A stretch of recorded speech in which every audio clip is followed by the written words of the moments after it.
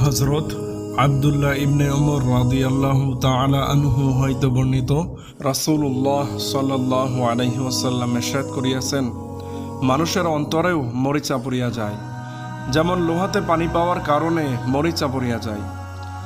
সাহাবারা জিজ্ঞেস করলেন, ইয়া রাসূলুল্লাহ, ইহা পরিষ্কার করার উপায় কি? তিনি বলিলেন, মৃত্যুকে বেশি করিয়া স্মরণ করা এবং কোরআন পাকের তেলাওয়াত করা, অর্থাৎ অতিমাত্রায় গুনাহ করিলে এবং আল্লাহর জিকির হইতে গাফেল থাকিলে অন্তরেও মরিচা পড়িয়া যায়, যেমন লোহাতে পানি লাগিলে মরিচা পড়িয়া যায়। আরেক হাদিসে আছে, যখন বান্দা গুনাহ করে তখন তাহার অন্তরে একটি কালো দাগ পড়িয়া যায়। যদি সে খালেস দিলে তওবা করে তবে কালো দাগটি মিটিয়া যায়, আর যদি আরও একটি গুনাহ করে তবে আরও একটি কালো দাগ পড়িয়া যায়। এভাবে একের পর এক গুনাহ করিতে থাকিলে একের পর এক দাগসমূহ দ্বারা অন্তর একেবারে কালো হইয়া যায়।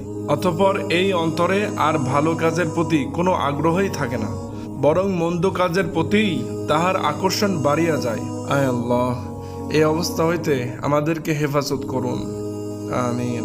কোরআন পাকের এই আয়াতে এই দিকে ইঙ্গিত করা হইয়াছে, কাল্লা বাল রানা আলা কুলুবিহিম মা কানু ইয়াকসিবুন, অর্থাৎ নিশ্চয় তাহাদের বদ আমল সমূহ তাহাদের অন্তরে মরিচা জমাইয়া দিয়াছে। সূরা মুতাফফিফিন আয়াত 14।